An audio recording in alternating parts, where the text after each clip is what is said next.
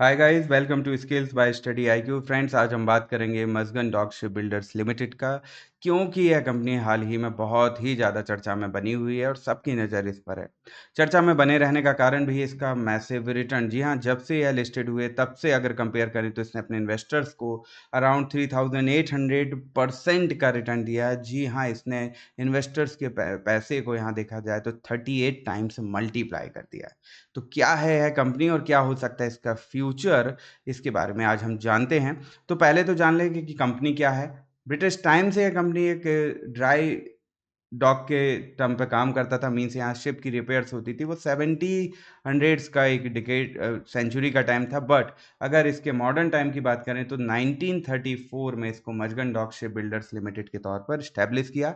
ये एक state own company हुआ करती थी और मुंबई में यह कंपनी है। और इस तरीके से यह क्या काम करती थी, तो इसका काम था शिपयार्ड को खास तौर पर कंस्ट्रक्ट करना और नेवल शिप्स और सबमरीन्स के लिए रिपेयरिंग और कंस्ट्रक्शन का काम करना।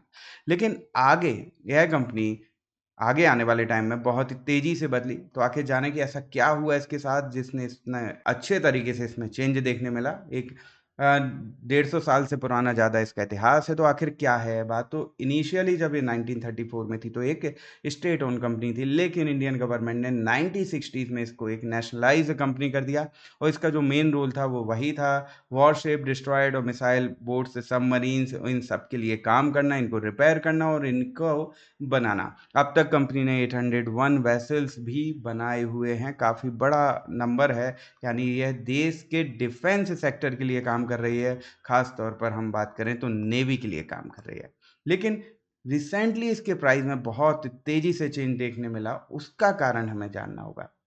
तो यहाँ मैं बात करूँगा जब इसका आईपीओ लिस्टेड हुआ 2020 में। जी हाँ, तब से इसका जब आईपीओ लिस्टेड हुआ था, उसके बाद से अगले 2 साल तक यह कंपनी एक कंसोलिडेशन ज़ोन में रही। आप यहाँ देख सकते हैं। अब यहाँ सोचने वाली बात है कि मैं यहाँ क्यों बता रहा हूँ? तो इसको मैं इसलिए बता रहा हूँ कि भले ही आपको 3800% का एक मैसिव प्रॉफ़िट नज़र आ रहा है, लेकिन क्या ये पॉसिबल था कि आप इस प्रॉफ़िट को अर्न कर सकते थे? यानी जिसने भी आईपीओ के टाइम इसमें इन्वेस्टमेंट किया होगा, क्या वो अभी तक इस पर होगा? यह सोचने वाली बात है। तो ये तभी पॉसिबल होता है जब आपको स्टॉक मार्केट की बेसिक नॉलेज हो, सारी जानकारी हो कि किस तरीके से किसी कंपनी को चुना जाता है लॉन्ग टर्म इन्वेस्टमेंट के लिए। यानी आप 5 साल, 10 साल, 20 साल के लिए उसमें पैसा लगा सकें। कैसे हम इसको पहचानेंगे, ये हमें आना चाहिए। तो रिसेंटली जो कंपनी ने प्रॉफ़िट अर्न किया है, अभी हाल ही में यह 5th ऑफ जुलाई को अपने लाइफ टाइम हाई पर था, जिस जो प्राइस वैल्यू थी वो थी 5860 रुपीज़। जी हाँ, इस कंपनी ने कहाँ 200 रुपये से शुरुआत करके आज इतना बड़ा प्राइस गेन किया है। और ये सब पॉसिबल हुआ है इंडियन गवर्नमेंट का अपनी डिफेंस पर फोकस करने के कारण। यानी मेक इन इंडिया इनिशिएटिव के कारण एक स्ट्रेटेजिक प्रोसेस में यह कंपनी आज इतना ग्रो कर पाई है। तो इसके बारे में हम पूरी चर्चा करेंगे, सभी कुछ जानेंगे। लेकिन आगे जाने से पहले आपको इन्फॉर्म करना चाहूँगा कि अगर आप भी इसी तरीके से नॉलेज चाहते हैं जिससे आप खुद अपना इन्वेस्टमेंट करें, आप किसी पर डिपेंड नहीं रहें, तो आपको कोर्स ज्वाइन करना चाहिए। बेसिक से एडवांस कोर्स जो हमारा अवेलेबल है, 10th ऑफ जुलाई से इसका बैच स्टार्ट हो रहा है। इसको आप ज्वाइन कर सकते हैं और अपनी इन्वेस्टमेंट को इन्हेंस कर सकते हैं। मेरा कोड पीटी लाइव अगर आप यूज़ करते हैं तो आपको कोर्स एक अच्छे डिस्काउंट पर मिलेगा और ये काफ़ी वर्थफुल रहेगा आपकी इन्वेस्टमेंट के लिए।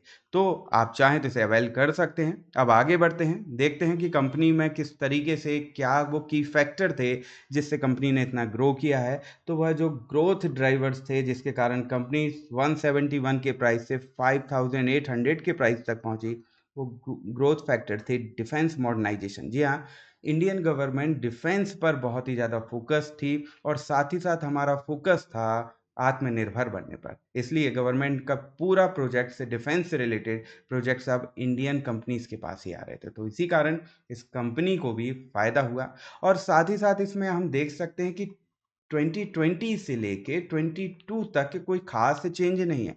फिर आगे आने वाले टाइम में क्या हुआ? वह था वर्ल्ड सिनेरियो। जी हाँ, इसी दौरान कई वॉर्स के सिनेरियो बने पूरे इंटरनेशनल कंडीशन में, पूरी दुनिया में, जिसमें रशिया और यूक्रेन वॉर था, इज़राइल हमास वॉर था, अज़रबैजान वॉर था और जिसके कारण सभी देश अपने डिफेंस सेक्टर पर ज़्यादा फोकस हुए। जी हाँ, सभी को लगा डिफेंस को मजबूत करने पर, और इसी में इंडिया भी अपने डिफेंस पर काम कर रहा था, तो इंडिया में भी काफ़ी कुछ प्रोजेक्ट्स बढ़े डिफेंस को स्ट्रॉन्ग बनाने के लिए।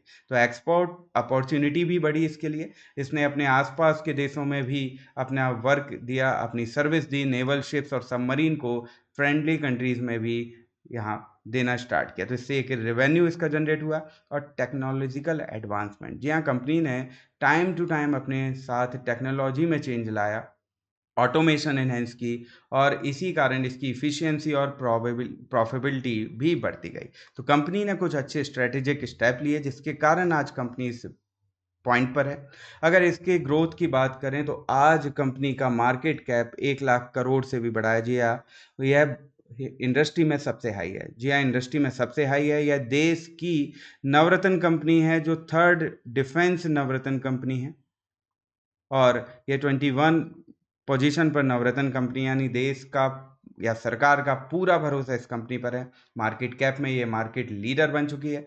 पी रेशियो की बात करें तो 57 का इसका पी रेशियो है, जो नंबर के बेस पर थोड़ा सा हाई है, लेकिन इस इंडस्ट्री के टर्म पर यह लो ही है। जी हाँ, अलग अलग इंडस्ट्री में पी की वैल्यू को वेरी किया जा सकता है, तो ये इंडस्ट्री के लेवल पर अभी भी लो है, यानी कंपनी बहुत अच्छी है। रीजनेबल प्राइस अब भी है कंपनी के पास। इसका जो नेट प्रॉफिट ग्रोथ है वह भी बहुत शानदार है, और साथ ही साथ पीजी रेशियो 1 से छोटा है, 0.8 है, और अगर 1 से छोटा है इसका मतलब कंपनी अभी स्ट्रांग है।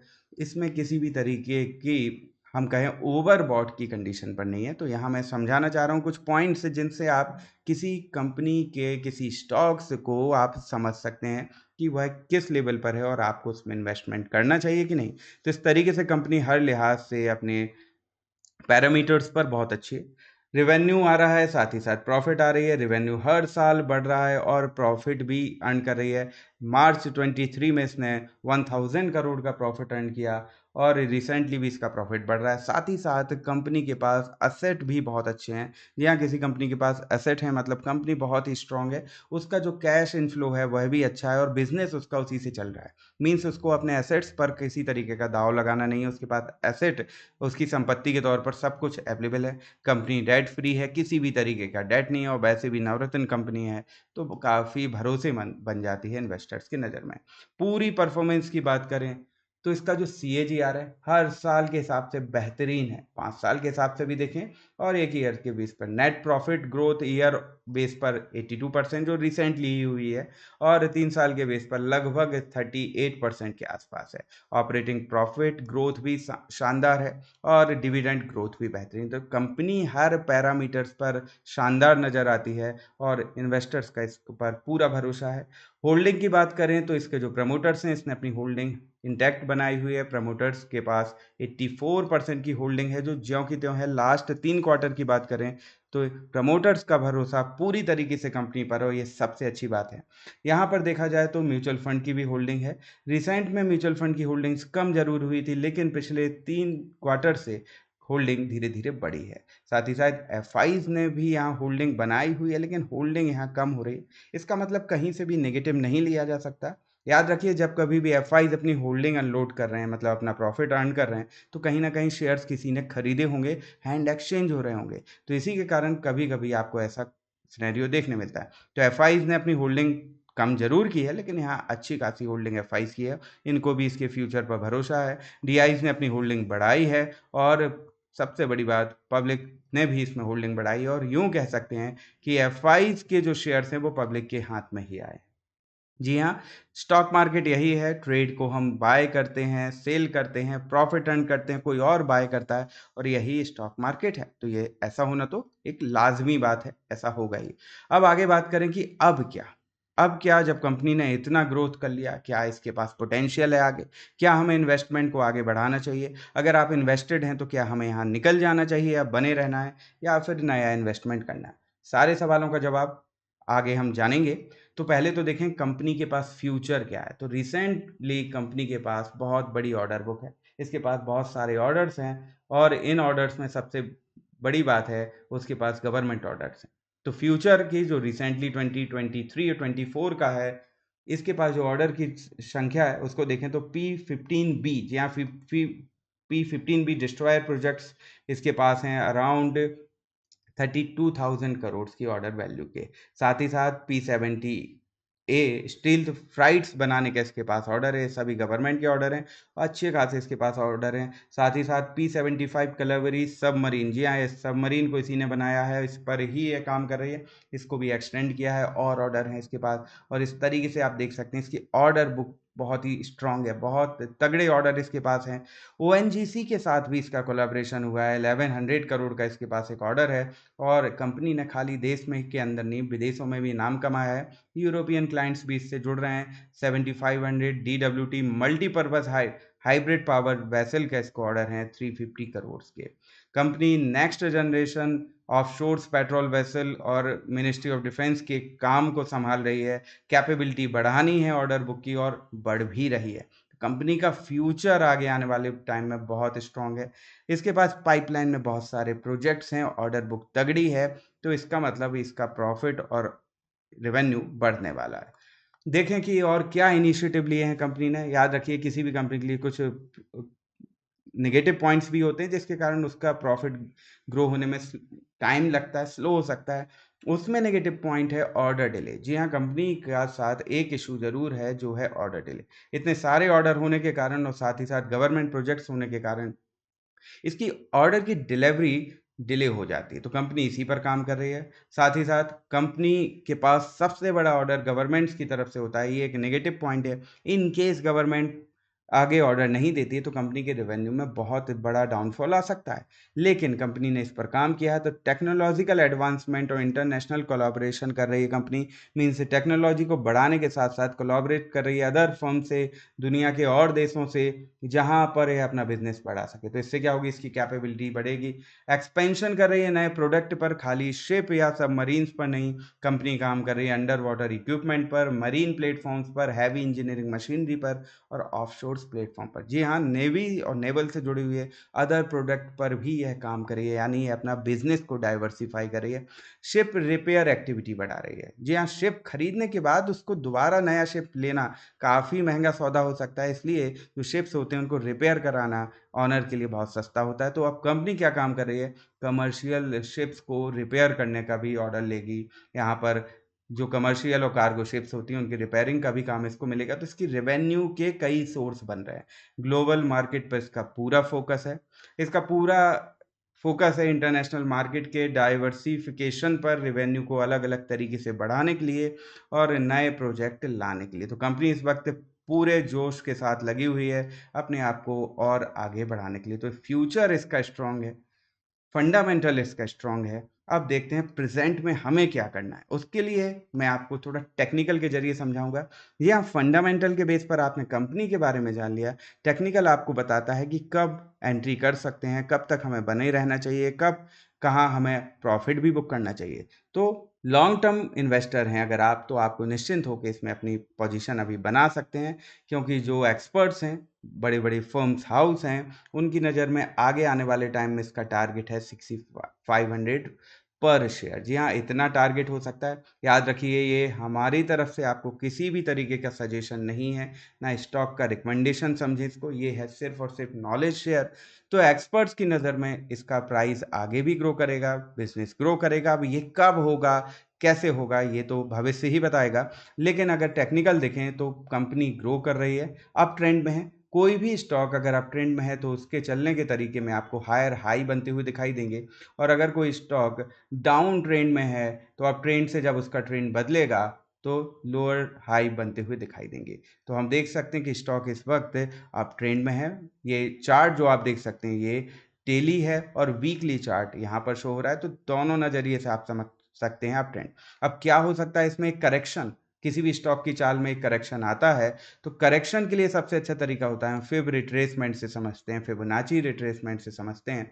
तो फिबोनाची रिट्रेसमेंट में किसी भी प्राइस में 50% तक का करेक्शन पॉसिबल है, यहाँ तक पॉसिबिलिटी है, डिपेंड करेगा वॉलेटिलिटी पर।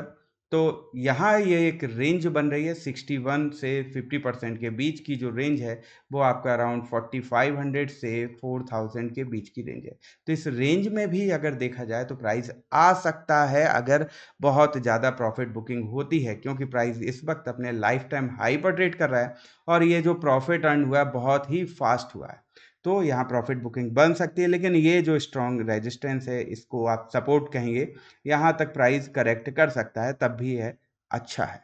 जी हाँ, तब भी कंपनी अच्छी कर रही है, टेक्निकली ये स्ट्रॉन्ग कहलाएगी। ये डिपेंड करेगा क्या होता है फ्यूचर में, लेकिन चांस है, याद रखिए, यहाँ कहीं हम श्योर नहीं कह सकते कि प्राइस यहाँ तक आ सकता है। हो सकता है प्राइस इसके बाद ही करेक्ट कर चुका हो अपने आप को।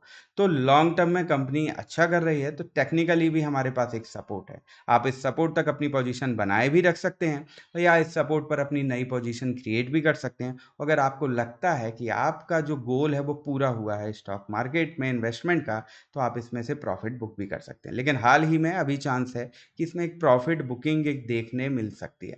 तो ये तो डिपेंड करेगा आपकी स्ट्रेटेजी क्या है, आपका गोल क्या है। आप अगर लॉन्ग टर्म इन्वेस्टर हैं तो आपको 25 से 30% का करेक्शन नॉर्मली किसी स्टॉक में देखने मिलेगा और तब तक आपको डरना नहीं है।